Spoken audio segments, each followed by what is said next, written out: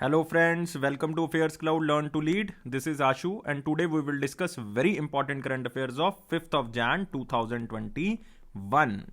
You can see here the two best images of the day, but today we will discuss 10 to 11 very important and the most important current affairs. So watch the video till last.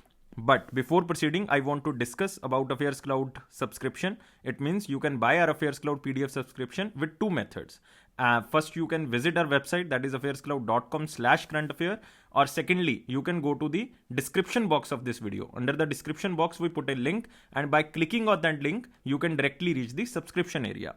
What you will get in the subscription? You will get daily wise PDF. In the daily wise PDF section, you will get two PDFs. One is related to the theoretical current affairs of particular day. Second is related to the question and answer format of the current affairs of particular day. Next is the weekly PDF, very important because all the current affairs arranged according to week wise so that you can revise very easily. Next is the weekly test, again very important to revise the current affair, as well as you can evaluate yourself that how much current affair you can retain for long time period. Next section and the most important section is the monthly PDF section, because in the monthly PDF section we are providing you 5 PDFs. One is related to theoretical current affairs of particular month. Next is question and answer PDF. It means all the theoretical current affairs will be provided to you in the form of question and answer so that you can revise and retain the current affair for long time period. Next is pocket PDF. As the name suggests, it is very important to revise the current affair very quickly before your exam. Next is banking, finance and economy PDF, specially prepared for those students who are preparing for banking exam like RBI, insurance exam, any type of the IBPS exam or any type of the banking awareness exam. Next is question and answer PDF top 100. It means top 100 current affairs will be provided to you in the form of question and answer so that you can revise and retain for long time period. So every month, every section will be provided to you under one subscription. And this subscription we are providing you at very minimal cost. If you see the price, you will definitely surprise. And on that minimal price, we are providing you 10% extra discount. How you can avail this 10% extra discount? If you use this code ASH10, then you will get the 10% extra discount. So let's start today's current affair, that is 5th of Jan 2021. But before proceeding, I just want to request you that please like this video and share this video so that it will motivate us so that we can make more videos on the different contents. So guys, please like this video. And let's start today's current affair. And firstly, we are starting the most important question. And here is our first question. Which state will host 4th Global Ayurveda Festival 2021? Mark under the most important and main keyword is Global Ayurveda Festival 2021. And it is a virtual platform. Under this, Global Ayurveda Festival will be organized. And guys, remember, this will be hosted by, you can pause the video before my answer so that you can check your answer is right or wrong. Answer is very simple. Answer is Kerala. Remember, this Global Ayurveda Festival will be organized in the month of the March 2021. March 2021, and main role under this Global Ayurveda Festival is Ministry of Ayush. Who is the Union Ministry of Ayush? That is Yashopat Naik ji. Remember Yashopat Naik. You can also see here 4th Global Ayurveda Festival 12th to 19th March 2021 Virtual Conference Expo will be held in Kerala. You can also see here world largest festival of Ayurveda community will be organized in a high-end virtual place from 12th March to 19th March 2021 in Kerala. And this Global Ayurveda Festival or community 2021 is aimed at a global discussion and development of Ayurveda. Because due to the COVID-19, Ayurveda is very successful because it will increase the immunity of the people so that maximum to maximum people can now use the Ayurveda. So this is just the global development of the Ayurveda. So there are 3 themes of this event. One is the seminar theme. Second is International Delegate Assembly theme. Third is International Business Meet Summit. And you have to remember just this middle one, like International Delegate Assembly theme 2021. It is globalizing Ayurveda, scope, challenges and solution. But you can also read these themes so that the examiner, if asked these type of the theme, then you can answer. Strengthening host defense system, Ayurveda potential promise. Next, Global Ayurveda Pharmacy, practices, possibilities and policies. So you can also remember these 2 themes. But most important here is the International Delegate Assembly theme 2021, globalizing Ayurveda. It means from India, we are basically marketing this Ayurveda so that maximum to maximum people can adapt this Ayurveda things. Globalizing Ayurveda Scope Challenges and the Solution. Now the state here is very important, that is Kerala. You know the Chief Minister Pinarayi Vijayan, and who is the Governor? Arif Muhammad Khan. And guys, Kerala is very well known for the national parks. You have to remember, Irevikulam National Park is there, Idukki National Park is there, very important. You have to remember Anaimudi Shola National Park is there, again very important. Silent Valley National Park is there, again very important. So these are the very important national parks in Kerala. There is a Anaimudi Peak in Kerala. It is the highest peak on the western coast. You have to remember this. This is the highest peak on the western coast. Now we are moving to next question. Who is appointed as the first woman chairman of SAIL? Very simple question and very important question. You have to mark this question under the most important section.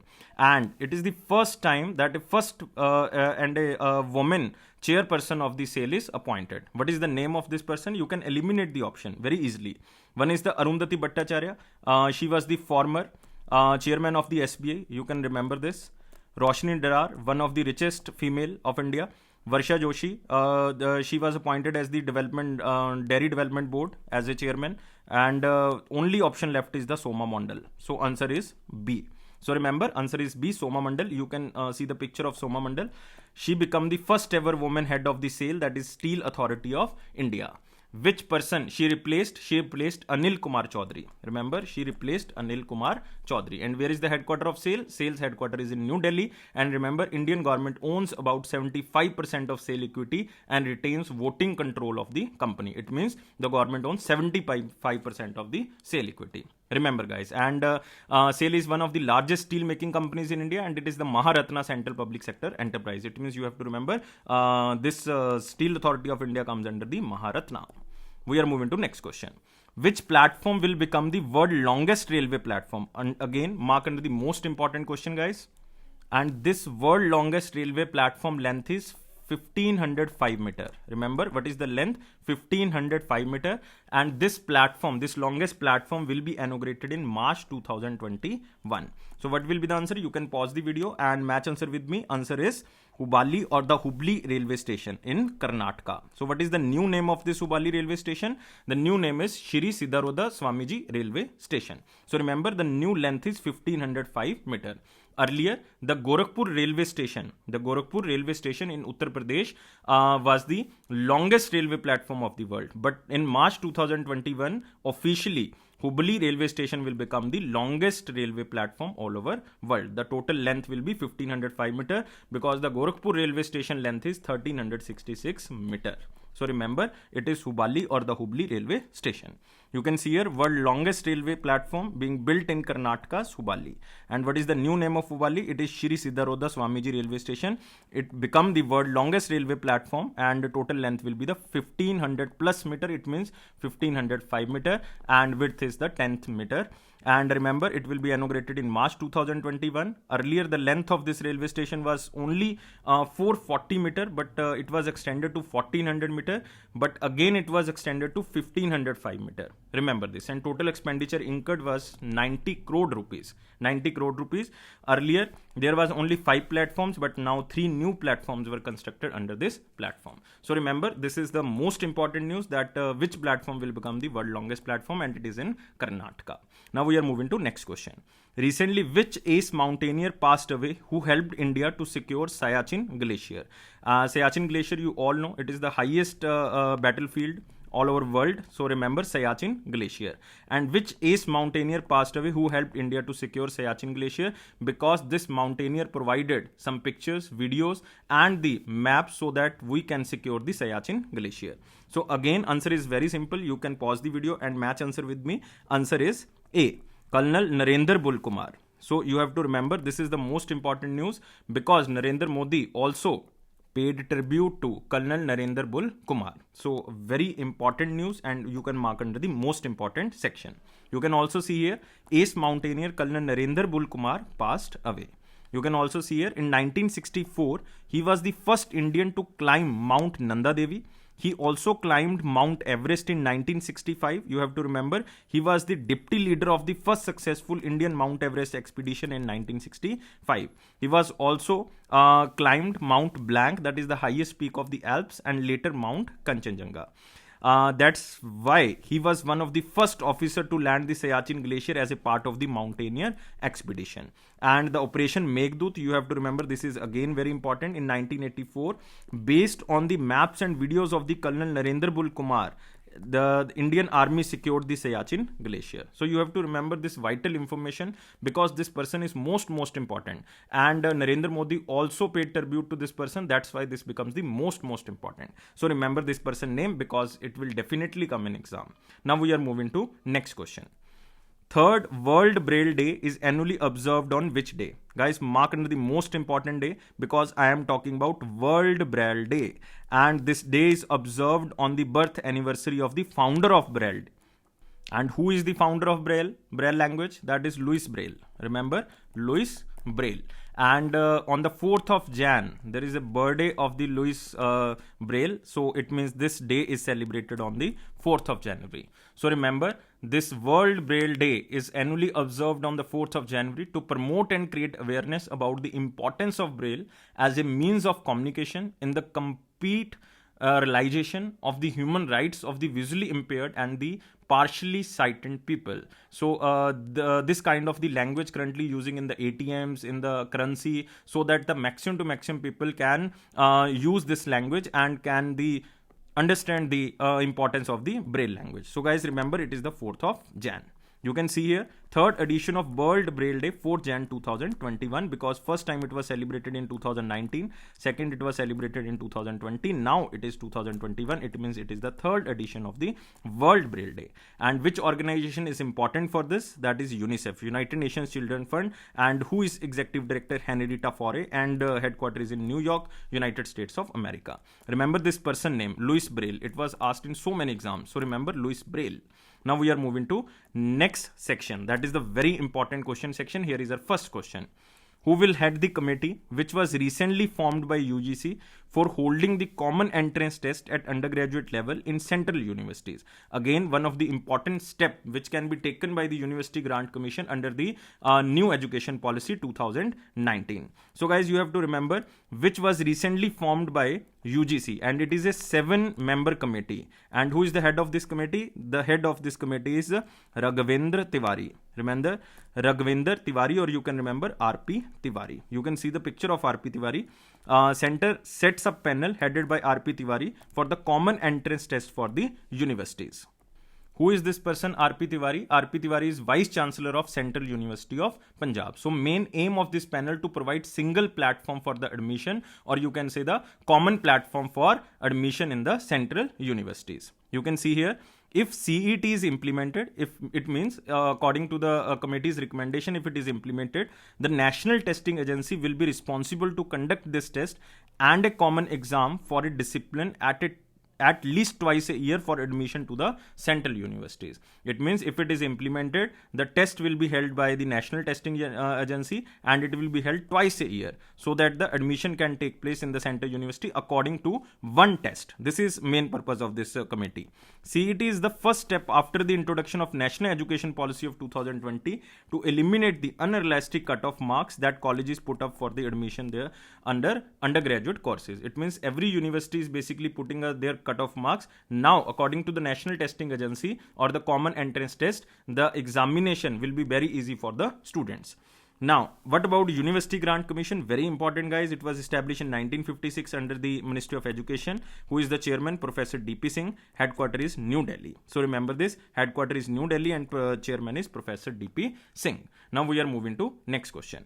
Who inaugurated the virtual Agri India Hackathon 2020 in New Delhi? It means the first important thing under this question is Agri India Hackathon 2020 will be held in New Delhi. It means this hackathon will take place in New Delhi. Who inaugurated? Very simple. Now there is a university which is related to this agriculture, that is ICAR.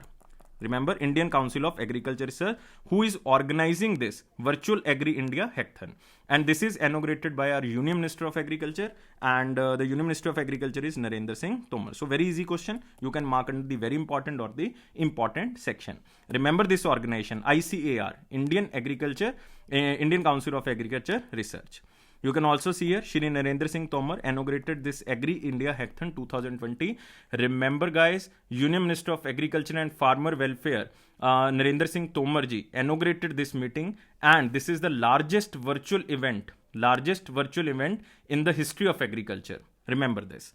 You can also see here, it is the largest virtual event in the Indian agriculture history. This hackathon is organized by taking into consideration the vision of PM to introduce new age technology and innovation in agriculture, so that new technology and maximum to maximum new products can be adopted in the agriculture, so that the maximum to maximum productivity can be achieved. It is a free and open online event for 2 months, where more than 40 speakers will discuss about the present and future of agriculture. It means how we can enhance the agriculture productivity, how we can produce more yield on a same land. So this is the main focus of these seminars. So remember, this is for the doubling the farmers' income by the year of 2022. So this is University of, or you can say Indian Council of Agriculture Research, who is basically organizing this type of the event. And which ministry is linked? The same, very simple, Ministry of Agriculture and Farmer, Narendra Singh Tomar ji. And constituency of Narendra Singh Tomar ji is Morena, Madhya Pradesh. Remember, Morena, Madhya Pradesh. This is the constituency of Narendra Singh Tomar. And who is the Minister of State? Minister of State is Parshottam Bhai Rupala, Kailash Chaudhary. Remember this. Now we are moving to next question. Center notifies 0 to 1 kilometer area around boundary of Kerala's which national park as eco-sensitive zone? Again guys, it is very important news. Mark under very important, because I am talking about one national park as eco-sensitive zone, and it is Kerala's national park. So answer is very simple again. Answer is Mathiketan Shola National Park. Remember, Mathiketan Shola National Park. All the national parks is in Kerala. Eraviculam is also in Kerala. Silent Valley is in Kerala. Anaimudi Shola National Park is in Kerala. But I am talking about eco-sensitive zone, which was recently declared by central government. That is Mathiketan Shola National Park. You can see here, center notifies 0 to 1 kilometer area boundary of Kerala's Mathiketan Shola National Park eco-sensitive zone. You can also see here, it is just to conserve the uniqueness of Shola forest in Mathiketan and its importance as an elephant corridor, because it is known as the elephant reserve.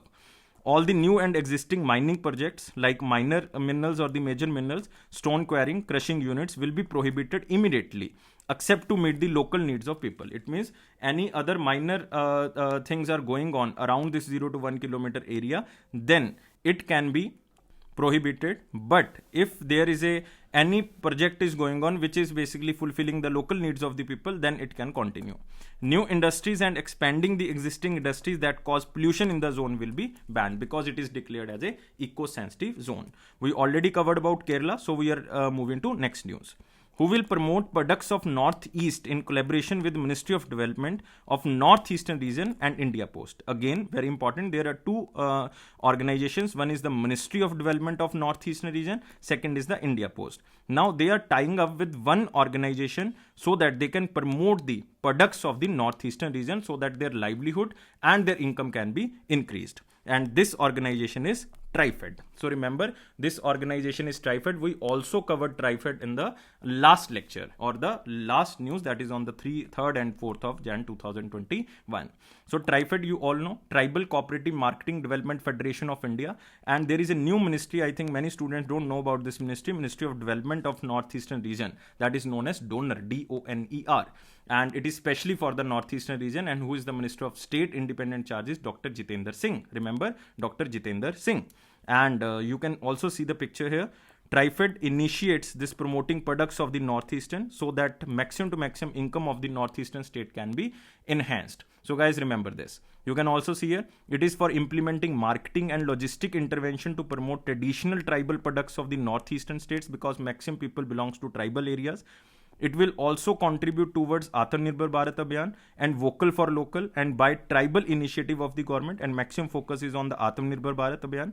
And it is also increase the global awareness of the brand by providing national and international market access. It means these type of the products, these tribal products can be marketed in the global level, so that maximum to maximum income of the tribal people enhanced. So what about Trifed? Trifed head office is in New Delhi. Managing director is Praveer Krishna. And it comes under the Ministry of Tribal Affairs. Who is the Union Minister of Tribal Affairs? That is Arjun Munda. Remember this.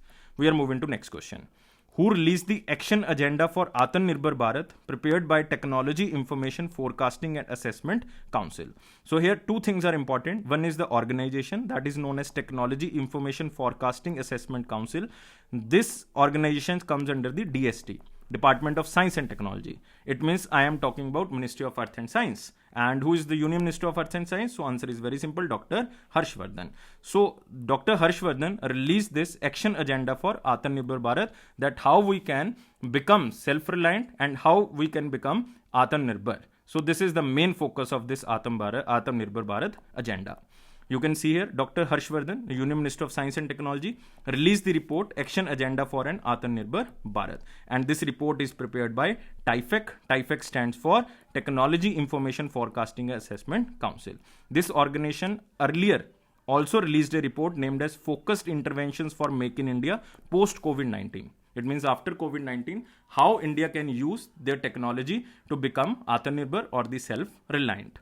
And remember guys, the recommendations are provided in the identified domains like innovation and technology, technology adoption and diffusion, how we can boost up the manufacturing and productivity, how we can boost up our trade and globalization, how we can use the internet policy and data management so that Indian economy can be enhanced and we can basically cover the 5 trillion target.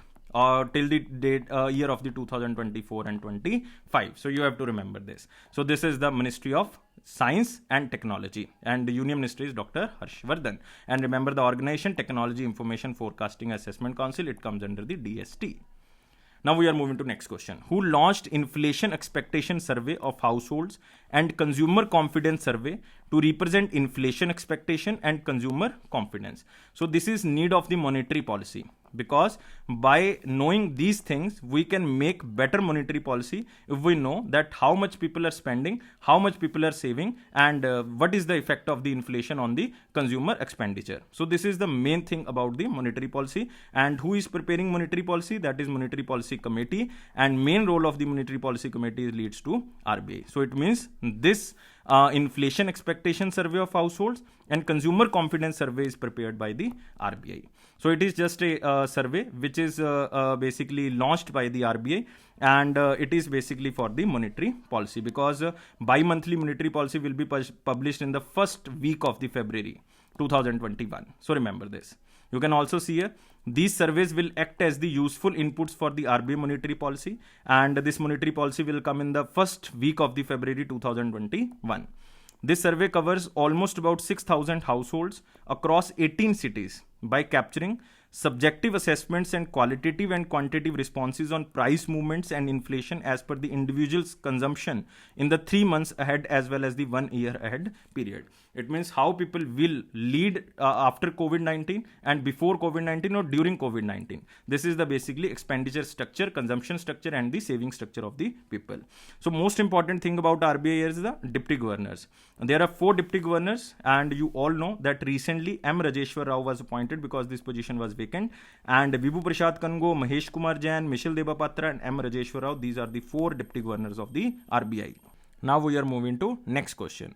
Recently Olympic medalist Michel Kendo passed away. He belonged to which game? Guys, mark under the very important question and remember the name Michel Kendo. Very important person, and he also the Olympic medalist, and he was in the team of Indian hockey. So remember, answer should be B. If you are thinking about B, then you are definitely correct. You can see the picture of Michel Kendo, former Indian hockey player, passed away. So why this person is important for us? Because he was a part of Indian hockey team which won the Olympic bronze medal in the Munich Olympic in 1972. So Indian hockey team won the bronze medal in the Munich Olympic 1972, and he was part of this team in 1972. And remember guys, Michel Kendo received this Arjun Award in 1972. Arjun Award in 1972, and become the first sports person of tribal community to receive the Arjun Award. Remember, first sports person of tribal community to receive the Arjun Award in 1972 was Michel Kendo. That's why this person is important for us. So remember, he was player of hockey. Now we are moving to next question. Recently, Butta Singh, senior leader of Indian National Congress and former governor of which state, passed away? So very senior leader of Congress, and he was former governor of which state? So answer is very simple. You can pause the video and match answer with me. Answer should be Bihar. So if you are thinking about Bihar, then you are definitely right. You can see the picture of Butta Singh, senior Congress leader and former Home Minister Butta Singh dies. And he was very prominent leader of Congress because he was an 8-time Lok Sabha MP. Remember, he was 8-time Lok Sabha MP. It means if you multiply 8 into 5, it means almost 40 years in the Lok Sabha or the Rajya Sabha. Also served as the governor of Bihar. The 4-time prime ministers for whom he served include Indira Gandhi, Rajiv Gandhi, PV Narasimha Rao, Manmohan Singh. Very important personalities. So remember, Indira Gandhi 1966 to 1977, again 1980 to 84. Remember this. Rajiv Gandhi 1984 to 89, PV Narasimha Rao 1991 to 96, Manmohan Singh 2004 to 2014. Remember this. He was the first elected in the 3rd Lok Sabha in 1962 from Moga constituency in Punjab. He was held many key portfolios like Deputy Minister Railways and Deputy Minister in Commerce, and also the Home Minister. So you can remember the name. Name is very important, Butta Singh. Now, next question. What is the name of IAF e-governance portal which was recently launched by Indian Air Force Chief Air Marshal R.K.S. Bhaduria? And guys, this portal is developed and implemented by NIC. It means National Informatic Center. And it is a part of Digital India and e-governance initiative which aims to transform the Indian Air Force to paperless office workflow. And this is the first step. This is the first step towards the paperless office workflow. And what is the name of the portal? Portal name is e-office. It means you have to remember that the portal is developed and implemented by National Informatics Center. That is first important point. Second, this indigenously designed portal is customized to meet the filling system requirements of Indian Air Force. So remember this e-office. Now, next question. National Folk Dance Festival was held in which state? Again, it is not so much important question, but you have to remember this National Folk Dance Festival was held in which state or the UT? This is held in Jammu and Kashmir, and it is known as the National Folk Dance Festival. It means all the states and all the UTs, the folk dances will be represented under National Folk Dance Festival, and it is 5 days event. It is 5-day event. It is held in Jammu and Kashmir. Nothing important, nothing more information required for this question. Just remember this question as I am telling you. Moving to next question, and here is no next question in the very important section. So we are moving to the important question section. Here is a first question. National Hydroelectric Power Corporation Limited and which UT Power Development Corporation signed many MOUs to implement and execute mega hydropower projects so that maximum to maximum power consumption can be taken care, and it will make Jammu and Kashmir a power surplus region in India. And so answer is very simple. I already covered. That is Jammu and Kashmir.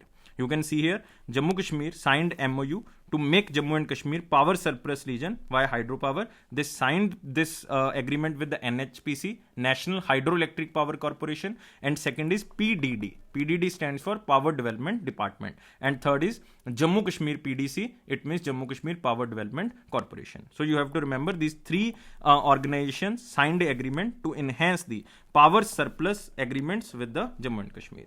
Now we are moving to next question, but before that you have to remember about the Jammu and Kashmir. Dachigam National Park is there. Dachigam. Kishtwad National Park is there. Very important national parks. Gulmarg Wildlife Sanctuary is there. Again very important. Salim Ali is there. So you have to remember this. So very important national parks are there. So one thing you have to remember, Jammu Kashmir Lieutenant or Lieutenant Governor is Manoj Kumar Sinha. Now we are moving to next question. Indian Army created a new human rights cell in which state or UT? Again, very important question, and we are again talking about Indian Army. Very important, guys, because I am talking about human rights cell, and this is human rights cell headquarters will be in New Delhi. New Delhi.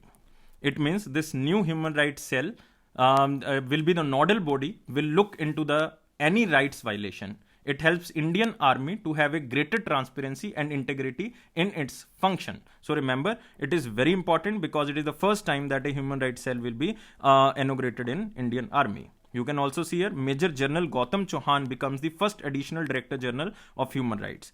first additional Director General because it is the first time that this position is filled by Major General Gautam Chauhan. And he will function under the Indian Army Vice Chief Lieutenant or the Lieutenant General S.K. Saini. And this is the first time that Indian Army has appointed a Major General rank officer to examine the human rights issue and suggest means to better track record of the force. Just remember where will be the headquarter of Human Rights Cell.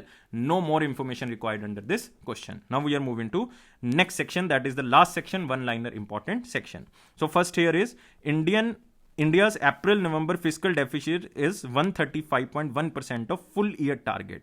So we are talking about fiscal deficit. Now here one important thing, that this comes under the Ministry of Finance, and India's April-November fiscal deficit is so much because the net proceedings, it means the net tax estimates is 6.88 trillion rupees while the total expenditure is 19.06 trillion. So the gap between is so much high. So it means fiscal deficit is so much high, that is almost 135%. So this is just information. Nobody will ask you how much deficit is there.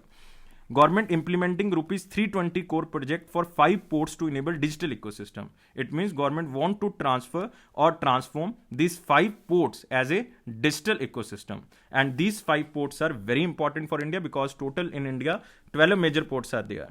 6 on the eastern coast, 6 on the western coast. But now we are talking about only the 5 ports.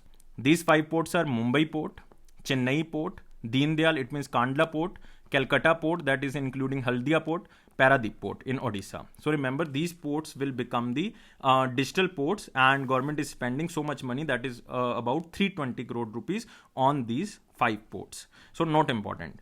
Next, Ministry of Defence signs contract with BEL to supply indigenously 10 Lynx U2 fire control system for the Indian Navy.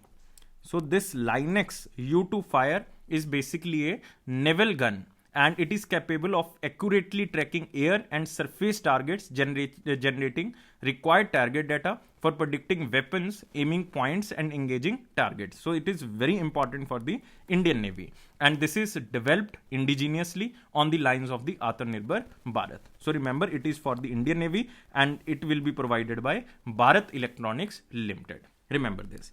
Now next is Global Family Day celebrated annually on the 1st of Jan. This is again very important news. Next is the Prime Minister Narendra Modi gave its approval to sale of Akash surface to air missile system to friendly foreign countries. Guys, this is the most important question. You have to remember this. Prime Minister Narendra Modi gave approval so that we can now sell Akash missile, that is surface to air missile, to friendly foreign countries. And it is the first time that we are selling any missile to the friendly countries. Remember this. This is Akash. Next, National Anti-Doping Agency imposed a 4-year ban on the boxer Nishu for doping. She was taking steroids, that's why 4-year ban imposed on the boxer Nishu, and it is by the National Anti-Doping Agency. So 2 news are very important under this section. Now we are moving to answer of the 3rd and 4th Jan 2021. The question was, which was the only authorized bank in India to issue the electoral bond as a December 2020? And answer is very simple, that from 1st Jan to 10th Jan, the bank will issue electoral bonds. And answer is State Bank of India. Answer is State Bank of India, and very best answer given by these 2 persons, BG Solanki and Bapa Paul. So first important thing under the BG Solanki is first Chief Finance Officer, and he was the Charanjit Atra of SBI. So remember, and the slogans, or you can say the taglines: pure banking, nothing else, the nation bank on us, with you all the way, a bank of a common man, the banker to every Indian. And one I am adding, bade bank ki badi baat. You have to remember this also. Next, there are 29 branches under this electoral bonds will be sold, and it is from the 1 Jan 2021 to 10 Jan 2021. And this bank was earlier known as the Imperial Bank, and earlier it was known as the Presidency Bank, and it was established on the 1st July 1955. You have to remember this, by the Act of SBI, it's 1955. MD and CEO Dinesh Khara, and tagline I already covered. So very much information provided by these 2 students. So guys, thank you for answering in the comment box and providing us so much information. Now we are moving to question of the day. Here is the question of the day. Where was the Rafale fighter jets of India and France planned to carry out exercise Sky Ross? So this is exercise of the Rafale fighter jets between India and France, and it will be carried out on which area? So these are the 5 options, and I am requesting you guys, you have to tell me answer only in the comment box. Only in the comment box. So you can see here the 5 options, and you have to answer only in the comment box. So guys, this is all for today, and I am requesting you, please subscribe this channel. I am only demanding 2 things. One is just subscribe this channel and press the like button, because we want 700 plus likes so that we can provide you more content on the more content in the different videos. And guys, please press the bell button so that you can receive the notification on time. And it is AffairsCloud promise that it will boost your confidence in the general awareness section, definitely. And guys, one more important thing, that 90% of the current affairs are covered by the AffairsCloud, which are coming in your exam. This is basically very trustworthy source, and always follow AffairsCloud for current affairs. This is very genuine source, because we cover 90% of your questions in the exam. And guys, thank you very much for watching this video, and always be happy. Don't take life so much serious. Always be happy, because happiness is the key of success. Thank you guys. Take care. Bye bye.